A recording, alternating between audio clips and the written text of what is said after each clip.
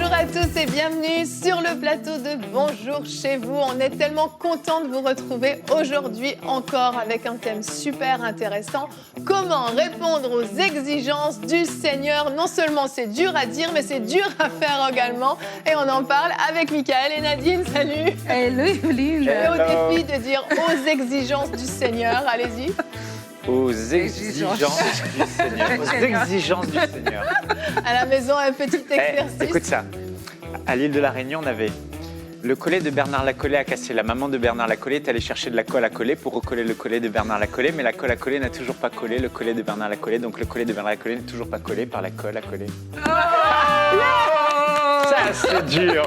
Bravo, bravo. À la maison, vous pouvez l'écouter au ralenti et vous entraîner. Il faut comprendre un peu le créole, parce que coller, ça veut dire coup, et Bernard Lacollet, c'est un joueur de foot. Bah voilà, on comprend Le collet de Bernard Lacollet. C'est bon, merci.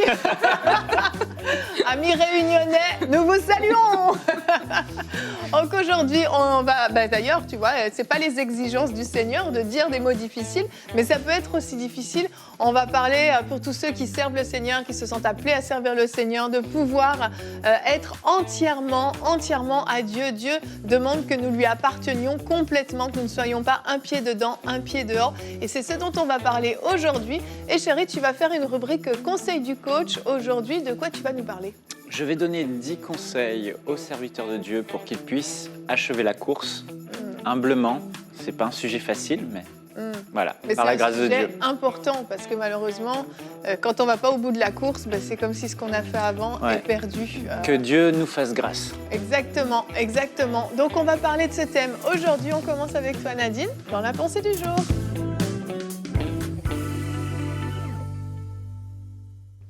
Dans cette année 2022, dans l'ère moderne dans laquelle on est, le mot exigence peut faire sourciller plus d'un quand on parle des exigences du Seigneur, parce qu'on peut penser à tort que le Seigneur n'a plus d'exigences. On peut penser que maintenant, on est dans des temps modernes, voilà, que Dieu, voilà, il veut tout simplement nous utiliser, il est bon, il est gentil, et on peut le servir sans être transformé. On peut venir sur les réseaux sociaux, faire des posts, enseigner les autres sans laisser le Saint-Esprit nous enseigner. On peut diriger même une église, prêcher, faire des choses pour le Seigneur sans vouloir être transformés nous-mêmes à son image. Et c'est une erreur, en fait, c'est un mensonge que l'ennemi nous fait croire, qui fait croire à plusieurs d'entre nous, de ne pas chercher à répondre aux exigences du Seigneur, de ne pas chercher à aller plus loin dans notre relation avec Dieu, de ne pas comprendre qu'avant le service englobe aussi notre relation, et notre relation avec Dieu, c'est ça qui est le primordial, et c'est ça, de cette relation que doit découler notre service, et non le contraire. Beaucoup vont penser que c'est d'abord de notre service, c'est d'abord notre ministère avant,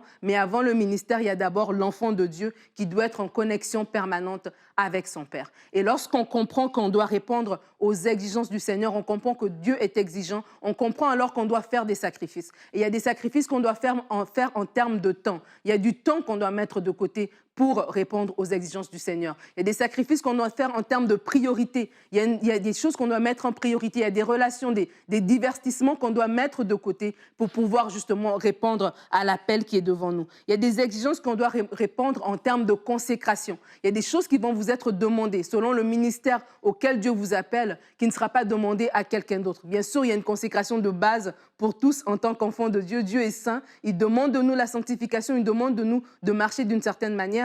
Mais selon votre appel, on le voit à travers la Bible, que ce soit dans l'Ancien Testament, à travers les prophètes, etc., il y a des choses qui vont vous être demandées. Et ma pensée pour vous aujourd'hui, c'est de vous amener justement à répondre à ces exigences, à comprendre que Dieu n'est pas comme un professeur méchant qui nous donne des choses juste pour nous faire transpirer, nous faire mal, qu'il veut nous donner un examen dans lequel il veut qu'on échoue en fait. Non, les exigences de Dieu sont là pour nous protéger en fait. Parce que plus qu'on va marcher avec lui, plus qu'on va marcher dans cette sainteté, plus qu'on va marcher dans ce couloir que Dieu nous donne, c'est des choses en fait, des portes que l'on ferme à l'ennemi. Parce que si vous êtes un pied dedans, un pied dehors, tôt ou tard, l'ennemi va vous rattraper. Tôt ou tard, l'ennemi va pouvoir parler dans votre vie. Parce que cette façon d'agir, cette façon d'être lui donne un droit d'accès à votre vie. Et vraiment, notre encouragement pour vous, c'est justement de garder la foi, de continuer à aller de l'avant. Et répondre aux exigences, c'est pas difficile en fait, parce que le Seigneur, il nous donne cet examen à livre ouvert, il nous donne déjà les réponses. Dans Jean 15, au verset 5, Jésus va dire qu'il est le cep et nous sommes les sarments. Et si on veut, la Bible dit ici, je suis le cep, vous êtes les sarments. Celui qui demeure en moi et en qui je demeure porte beaucoup de fruits, car sans moi, vous ne pouvez rien faire. La réponse, elle est là. Pour répondre aux exigences de Dieu, il faut tout simplement rester en connexion avec lui. Dieu n'a pas changé d'avis sur votre appel. On est encore en début d'année. C'est encore le moment de vous donner pleinement à Dieu. C'est encore le moment de répondre à cet appel, de payer le prix pour cet appel. Paul pouvait dire à Timothée de ne pas oublier, de ne pas négliger l'appel. Il a dit, donne-toi tout entier en elle. Et j'aime bien dans la version Semeur, le verset, si vous le cherchez, c'est 1 Timothée 4, verset 15.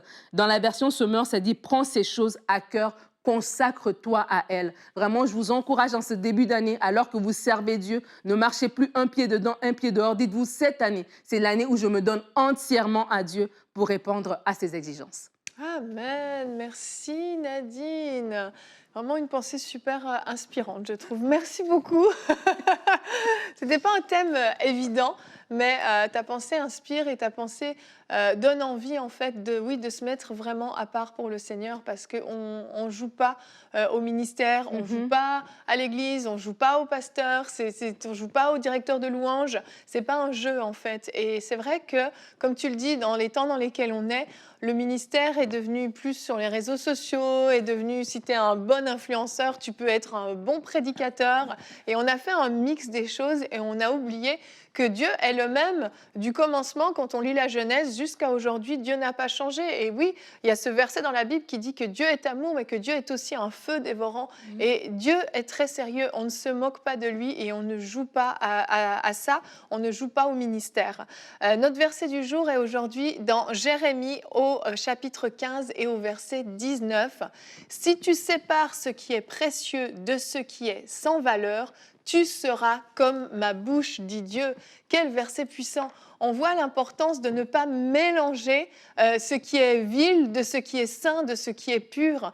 Dieu veut qu'on se sépare des choses du monde, qu'on se sépare des choses de la chair, des attraits de la chair, qu'il y ait une vraie séparation pour que ce qui a de la valeur, ce qui est précieux, sa parole, l'évangile, l'amour, les fruits de l'esprit, etc., tout ce qui est précieux, tout ce qui est sanctifié, soit séparé de ce qui est sans valeur, de ce qui est vain, de ce qui est inutile, parce que c'est ça les exigences du Seigneur en fait, c'est cette mise à part, c'est mets-toi à part, éloigne-toi de ces choses, que tu sois les deux pieds dedans dans mon royaume et que tu puisses servir le Seigneur de tout ton cœur, et c'est ce que Dieu nous appelle à faire. Et ce verset, justement, je parlais avec mon beau-père, et mon beau-père et moi, il a été professeur d'herméneutique, de théologie, tout ça, et des fois on discute comme ça, je l'appelle, et puis on discute de plein de choses. Docteur Kabouya. Docteur Kabouya, voilà, je l'appelle Rabbi. Et là, il m'enseigne et on parlait du ministère et il nous donne souvent des conseils et de Jérémie justement. Et Jérémie, c'était une personne justement, même au verset, je crois, le verset 16, le chapitre 16, Dieu va même dire à Jérémie de ne pas se marier, de ne pas avoir d'enfants, etc. Jérémie avait vraiment des exigences très, très serrées à remplir. Et il a même un ministère particulier, un ministère difficile, dans des temps vraiment compliqués. Il était amer en fait. Et il se plaint devant Dieu, il dit toutes sortes de choses. Et Dieu va lui donner cette réponse justement, qui est notre verset du jour. Et on parle aujourd'hui des exigences, on parle aujourd'hui du ministère. Et il y a peut-être des personnes aussi qui sont en train de servir et qui se disent, ouais, les exigences sont trop élevées. Et peut-être que les 2 dernières années ont été tellement lourdes que tu as envie de te laisser un peu aller. Tu as envie un petit peu de mélanger un peu les choses. Tu as envie peut-être, oui, de considérer d'être un influenceur, de considérer d'autres ingrédients du monde, entre guillemets, pour pouvoir faire ce ministère-là. Mais vraiment, encore une fois, la réponse que Dieu donnait à Jérémie, alors que Jérémie se plaignait, alors que Jérémie était dans des moments compliqués, cette réponse était de lui dire tout simplement ce verset dont on vient de citer. Et de la même manière, je veux vraiment encourager les hommes et les femmes de Dieu qui servent. On ne sert pas un Dieu qui est injuste. On sert un Dieu aussi qui est fidèle. Il y a des récompenses qui vont nous attendre de l'autre côté, même sur cette terre, mais de l'autre côté, il y a une couronne de gloire qui va nous être réservée. Alors, ne pensons pas que ces exigences sont trop élevées. Comme je disais tout à l'heure, ce n'est pas un professeur méchant qui veut qu'on coule son examen. Non, il veut qu'on réussisse. Et son joug est léger, il est doux. Si tout simplement on va dans sa présence, Seigneur, les exigences sont hautes, mais je sais que toi qui m'as appelé, tu es capable de me qualifier et de me donner cette sensibilité, de me donner cette grâce de répondre à mon appel. Amen. Amen. Tu veux que je partage notre citation? Vas-y. Je pensais que tu avais quelque chose à dire, mais je vais partager notre citation. Aujourd'hui, j'ai une citation de Joyce Meyer qui a dit que la grâce n'est pas une excuse pour être paresseux, c'est la puissance que Dieu nous accorde pour vaincre la paresse. Très, très belle citation qui nous parle aujourd'hui dans ce thème-là, parce que, ben oui, la paresse, c'est une des choses pour lesquelles parfois on ne veut pas se consacrer, on ne veut pas réellement se mettre à part, parce que ça coûte d'aller prier, ça coûte d'aller méditer sa parole, ça coûte de parfois renoncer à certaines choses, renoncer à des sorties, à des activités même qui n'ont rien de mauvais, mais on sent que le Saint-Esprit nous appelle dans ce lieu secret, ça coûte, et c'est la grâce de Dieu qui nous permet de faire ces choses-là. Quand on a un appel sur notre vie, un appel particulier, Dieu met une grâce spéciale pour nous permettre de rentrer dans cet appel. Et on ne peut pas rentrer dans les chaussures d'un autre. Dieu nous a appelés pour une chose particulière, mais il nous donne la capacité, il nous donne les talents, mais il nous donne aussi la grâce pour pouvoir accomplir ces choses-là. Et pour pouvoir, en l'occurrence, vaincre la paresse, comme le dit Joyce Meyer, mais pour pouvoir même accomplir toute la charge, porter la charge spirituelle, tout ce que ça implique aussi sur notre famille, sur notre vie de couple, etc. Dieu nous donne cette grâce et c'est ça l'encouragement, comme dit Nadine. Ces exigences, elles sont atteignables, elles sont accessibles par la grâce de Dieu, pas par nos propres forces, mais par sa grâce, on peut y arriver. Et on va maintenant enchaîner avec une rubrique très importante, notre rubrique Conseil du coach.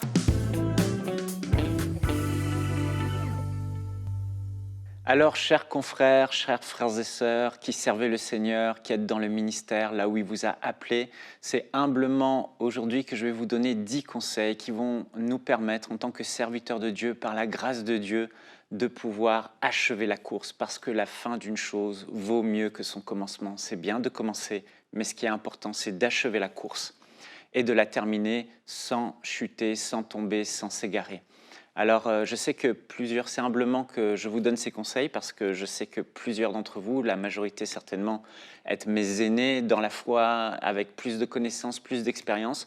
Mais voici les quelques conseils que j'ai pu apprendre dans ma marche avec le Seigneur. La première des choses, c'est que j'ai réalisé que beaucoup de serviteurs pour qui j'avais de l'estime, que j'admirais, que je regardais, j'apprenais année après année, une mauvaise nouvelle. Ah, ils ont chuté. Il y en a un qui est tombé là. Il y en a l'autre qui a fait ça. Ils s'est égaré. Ils ont abandonné le ministère. Et c'est à chaque fois avec « mais comment c'est possible? Comment ça a pu leur arriver ?» Et j'ai fini par comprendre une chose. La première des choses, et c'est le premier conseil que je vais vous donner, c'est ce que Jésus a dit, soyez prudents comme des serpents. Dans Matthieu chapitre 10, verset 16, c'est le premier conseil, soyez prudents comme des serpents.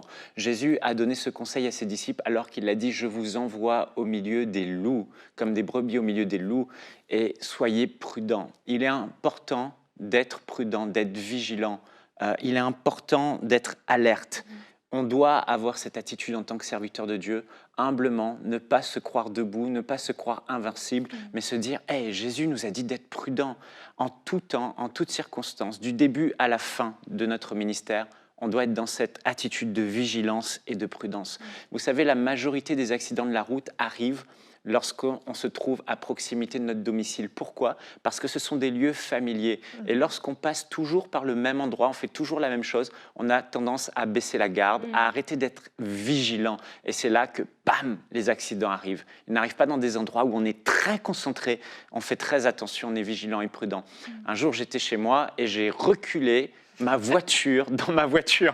Ma femme dit, c'est pas possible. Ma voiture, je l'ai reculée dans ma voiture parce que j'ai juste été chez moi et j'ai reculé. Et c'est ce qui se passe quand on fait des choses mécaniquement et on n'est pas prudent. L'apôtre Paul a dit dans 1 Corinthiens chapitre 10, verset 12, « Ainsi donc, que celui qui se croit debout ne prenne garde de tomber. » Et l'apôtre Paul donne ce conseil d'être prudent en toutes circonstances, de faire attention, en prenant l'exemple du peuple d'Israël. Le peuple d'Israël se croyait fort, il venait de traverser la mer Rouge qui s'est ouverte en deux, il venait de partir avec tout le butin de l'Égypte, de grands miracles, et 40 jours plus tard, après que Moïse soit monté sur la montagne, il se retrouve carrément à tomber dans l'idolâtrie et à se faire des faux dieux.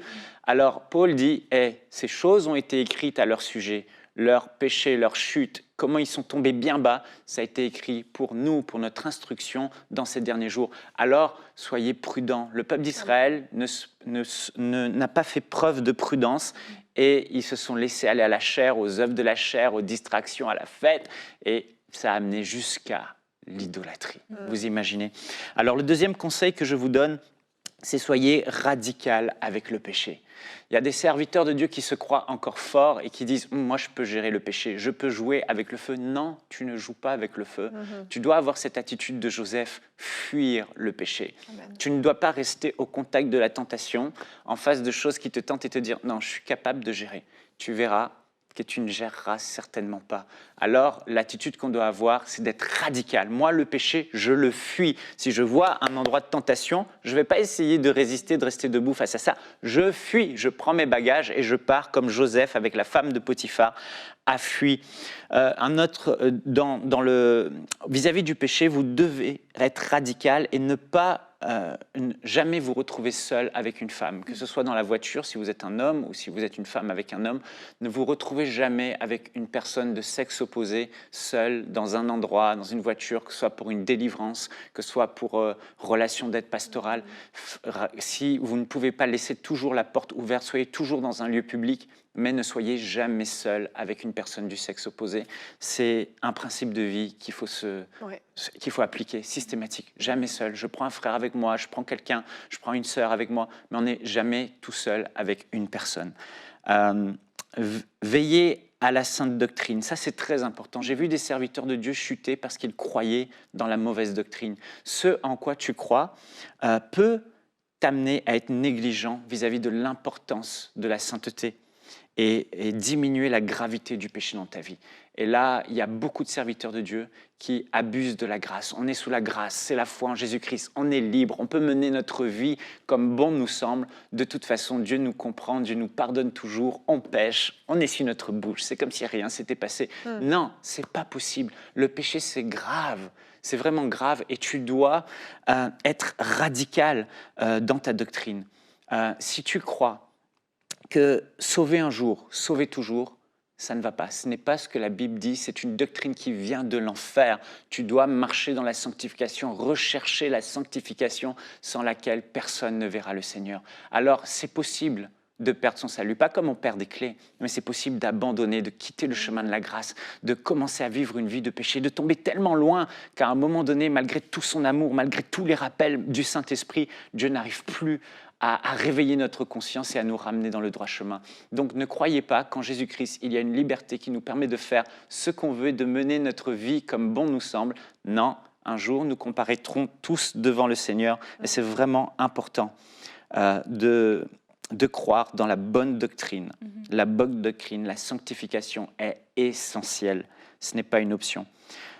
Obéissez à Dieu et à ses commandements, mettez en pratique toutes les ordonnances de la parole de Dieu, c'est alors que vous réussirez. Amen. Alors le troisième conseil que je vous donne, c'est maintenez la flamme du premier amour avec Dieu, la flamme de la passion pour Dieu. Un jour, un grand, imminent serviteur de Dieu, peut-être l'un des plus grands, le plus connu de la planète, est venu à Paris et avec larmes, il disait « pendant des années, j'ai considéré le ministère comme un job. » Ministère comme un business. Et il était là, il pleurait, il dit, j'avais plus de relation avec Dieu, je priais, je voyais des miracles, je chassais des démons, je guérissais des malades, mais je n'avais plus d'intimité avec le Seigneur. Je savais exactement comment bien chanter, comment bien prêcher, comment bien préparer. Et j'ai fait, ah oui, même lui dit ça. Et on peut facilement tomber dans une routine de service, comme si c'était un travail, un job, alors que le plus important, c'est notre relation avec le Seigneur.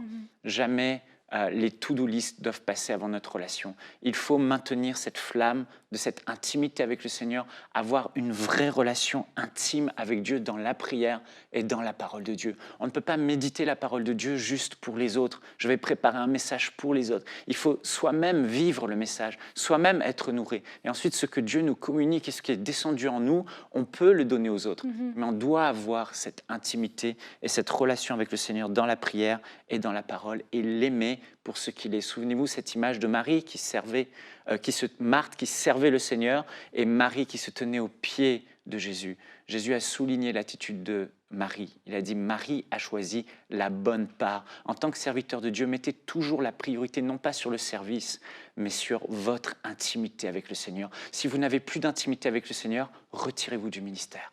Vraiment, retirez-vous. Vivez la flamme et ensuite revenez dans le ministère. C'est vraiment essentiel.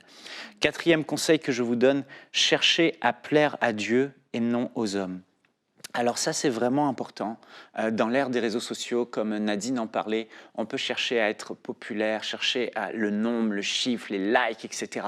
Mais en fait, je vous conseille vraiment d'oublier tout ça. Cherchez avant tout la qualité et non la quantité. Parce que Dieu n'est pas dans la quantité, il est dans la qualité. Pour une seule brebis, il laisse toutes les autres brebis pour aller s'occuper de la brebis qui est égarée. Dieu voit un cœur, Dieu voit une vie, et c'est important qu'on voit comme Dieu voit la qualité et non la quantité. Dans ces temps de la fin, la Bible dit que beaucoup auront la démangeaison d'entendre des choses agréables. Et on peut avoir cette tendance à vouloir plaire à tout le monde, à prêcher les choses que les gens ont envie d'entendre, les principes, les clés, les ceci, les cela, les choses cool, la bénédiction. Mais il faut prêcher vraiment ce que Dieu nous demande à prêcher. Il ne faut pas se dire qu'est-ce que le peuple veut entendre, il faut se dire qu'est-ce que Dieu veut dire au peuple. Et c'est vraiment important d'enseigner vraiment toute la vérité dans les temps de la fin, de prêcher le plein évangile, de prêcher la sanctification, la sainteté, la consécration, ces choses que les gens n'ont plus envie d'entendre aujourd'hui. Et vous verrez, vous serez surpris de voir que Dieu bénira encore plus votre ministère. C'est vraiment important ce que vous allez enseigner aux gens. La Bible dit que ceux qui enseignent seront jugés plus sévèrement que les autres. Vous devez savoir qu'il y aura un jugement sévère pour ceux qui enseignent. Dieu vous a donné une responsabilité. Si vous enseignez des choses mauvaises aux gens, les gens deviendront ce que vous leur avez enseigné. Donc vous avez une grande responsabilité, vous serez jugés pour ça. Souvenez-vous de ce verset. Paul a dit à Timothée aussi, veille sur ton enseignement, tu te sauveras toi-même. Et tu sauveras ceux qui t'écoutent. Donc, vous êtes dans une position, si vous enseignez la parole de Dieu aux autres, dans une position très délicate et vous serez jugés pour tout ce que vous dites. Alors, c'est avec extrême prudence et extrême vigilance. Chaque fois que j'ouvre ma bouche pour enseigner le peuple de Dieu, je me dis, est-ce que je suis en train de dire vraiment ce que Jésus lui-même aurait dit ou pas? Alors, entretenez aussi la flamme de la crainte de Dieu dans votre cœur. Comme je vous l'ai dit, vous comparaîtrez devant Dieu. Dieu est amour, mais Dieu aussi est un feu dévorant. Et gardez toujours dans votre message, pour plaire à Dieu, Jésus-Christ au centre. Jamais Jésus ne doit être mis de côté. Jamais l'œuvre de la croix ne doit quitter votre message. La croix et l'œuvre que Jésus a accomplie et la personne de Jésus doivent rester au centre de vos messages en toutes circonstances.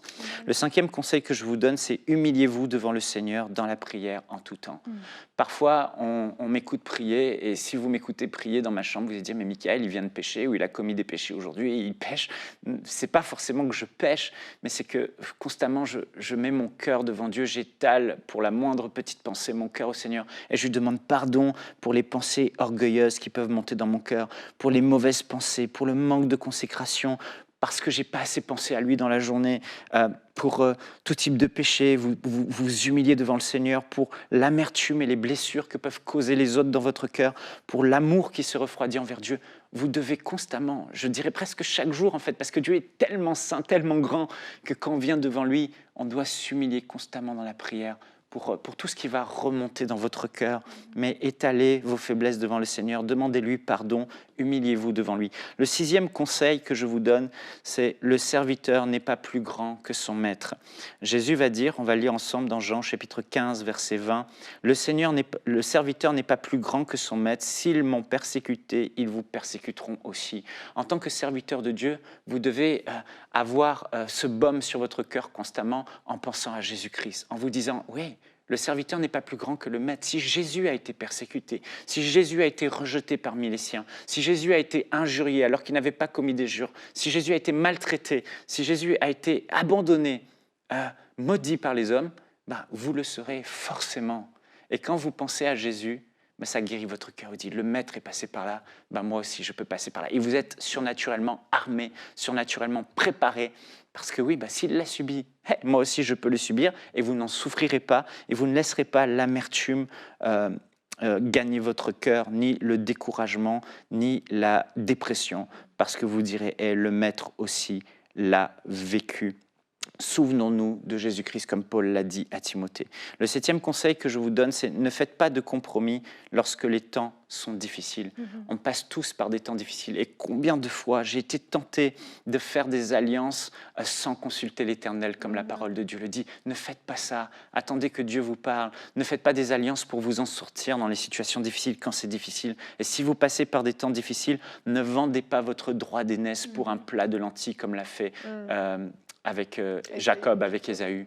C'est vraiment important. Vous serez tenté de dire, ouais, il y a peut-être quelqu'un de meilleur que moi qui peut reprendre la situation parce que c'est dur. Allez, prends ma place. Maintenant, c'est à vous que Dieu a donné le commandement. C'est vous le capitaine du bateau.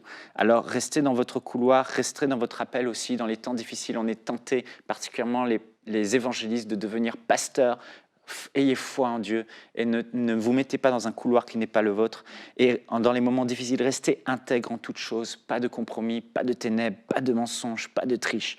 Alors le 8e conseil, c'est faites les choses par la foi, même en période de succès. Le Saint-Esprit n'opérera que par la foi. Zacharie 4, 6, ni par force, ni par puissance, mais par mon esprit. Mais le Saint-Esprit n'opère que par la foi. On doit, en tant que serviteur de Dieu, même si on a du succès, même si tout va bien, toujours marcher sur l'eau. Marcher sur l'eau, c'est par la foi qu'Abraham a quitté. Mon juste vivra par la foi. Sans la foi, il est impossible de lui être agréable.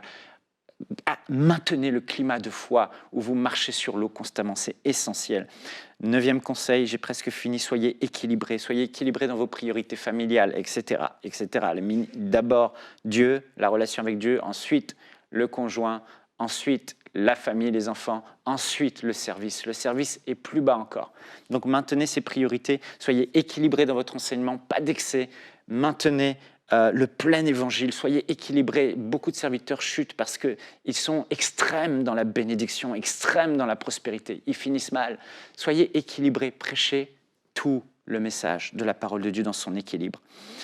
Et pour finir, soyez sobres et sages. L'apôtre Pierre a dit dans 1 Pierre 4, 7, « La fin de toute chose est proche. Soyez donc sages et sobre pour vaquer à la prière. » Alors sobre, il y a traité durement son corps, comme l'apôtre Paul dit, de peur pour ne pas être disqualifié, 1 Corinthiens 9, 27.